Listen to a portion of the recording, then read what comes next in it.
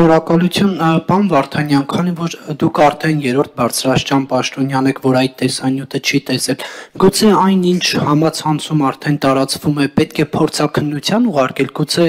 AI-ով գեներացված տեսանյութ է եւ լրագրողներս չափազանց ենք ներկայացնում այդ ամենը եւ քաղաքացիներին պաշտպանելու հետ կապված Նիկոլ Փաշինյանը գրառում կատարեց մի սրբազանի եւ մի քերակնոջ մասին եւ նախորդ հանգստյան օրերին մենք տեսանք, որ նմանատիպ տեսանյութ է հրապարակվել վերագրվելով սրբազաններից մեկին դուք չեք կարծում, որ այսպիսով հենց Նիկոլ Փաշինյանը թիրախավորեց այն քաղաքացուն, որը ոչ հոգևոր իշխանությունից է, խոսքս կնոջ մասին է, ոչ քաղաքական իշխանությունից է, բայց այս բախման հոգևոր եւ քաղաքական իշխանությունների այս տարաձայնության շրջանակներում նրա իրավունքները խախտվեցին դուք ինչպես եք կարծում այսպես ասած անմեղ քաղաքացիներ որոնք ոչ հոգևոր իշխանությունից են ոչ քաղաքականից են ով պետք է նրանց պաշտպանի որ նման իրավիճակներում չհայտնվեն իսկ ով ասես որ հոգևոր իշխանության դասին պատկանող քաղաքացիները չպետք է պաշտպանեն պարոն Կիրակոսյան նրանք էլ պետք է պաշտպանեն նյութի հետ կապված եւ նյութի հրապարակման հետ կապված ես պետք է ասեմ որ դա բավականին վրդովեցնող նյութ էր եւ տարածումը եւ այդ աստիճան տարածումը սոցիալական ցանցերում առնվազն անընդունելի պետք է համարել որտեղ խոսքը վերաբերում է անձնական կյանքի պաշտպանության մասին եւ անձնական կյանքի վերաբերյալ նման տեսակի նյութեր տարածելը որևիցե եղանակով չի կարող դիտարկվել որպես իրավաչափ երևույթ սա մեկ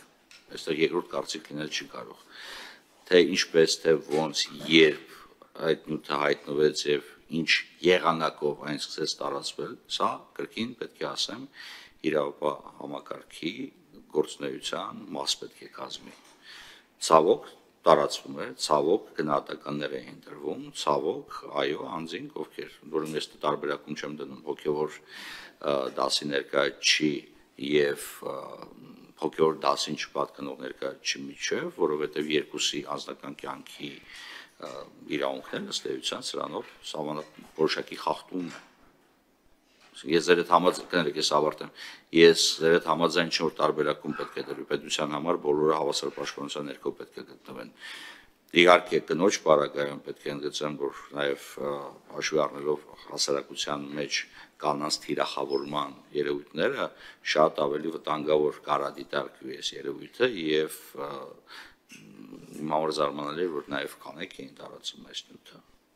շատ զարմանալի էր ինչևէ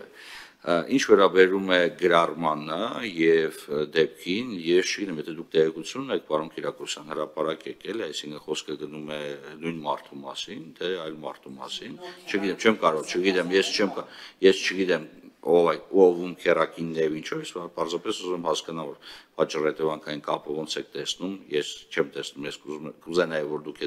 ավելի տեղեկություն ունենաք տրամադրեք այդ տեղեկությունը տրամաբանական կապ կա պարոն Վարդանյան Փաշինյանը գրում է սրբազան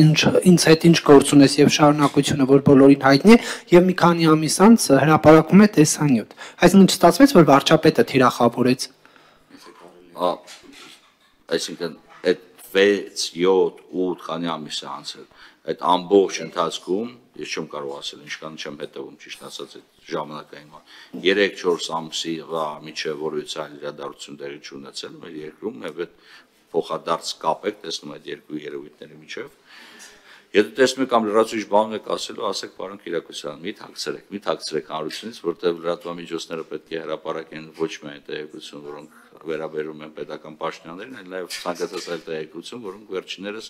հնարավորություն ունեցել ձեռք բերել ինչպես հասկանում պարոն Կիրակոսյան ձեր համար ոչ սահմաններ գոյություն ունեն ոչ բան դուք հասանելիություն ունեք բոլոր պետական պաշտոնյաների հոգևոր դասի բոլոր ներկայացուցիչներին ինչու ոչ եթե գտնում եք տարածեք ինչքան շատ այդքան լավ ի վերջո ժողովրդավարությունը պահանջում է հետեւյալը որ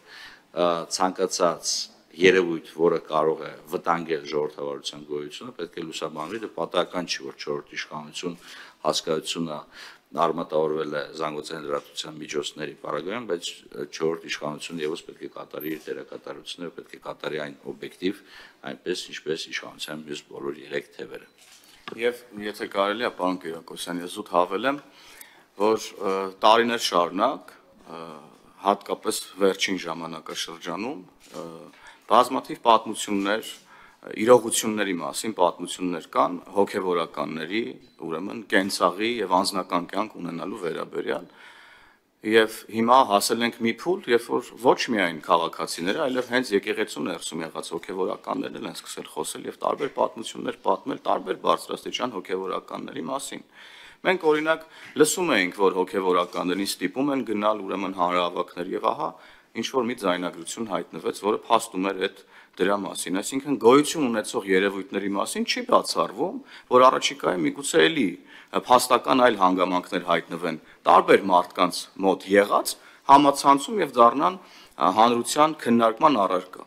Եվ լավ կլինի, որ հանկարծ ու հանկարծ ուրեմն ձեր կողմից իշտակված տեսանյութի պես տեսանյութեր հանկարծ ու հանկարծ էլ չտարածվեն, ես խորը վիշտ կունենամ, եթե նման տեսանյութեր էլի տարածվեն հոգևորականների մասին։ Էլ մի կողմ եմ դնում հիմա նախորդիվ մեր քննարկումը անձնական կյանքի, դա արդեն ֆիքսեցինք, որ անընդունելի է, բայց մենք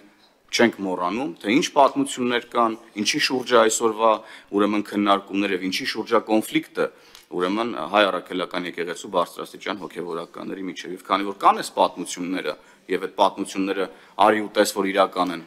մենք չենք բացառում, որ կարող են էլի տարբեր տեղեկատվություններ հայտնվեն, չգիտենք որ աղբյուրներից եւ չգիտենք ում կողմից ինչ նպատակով հավաքագրված։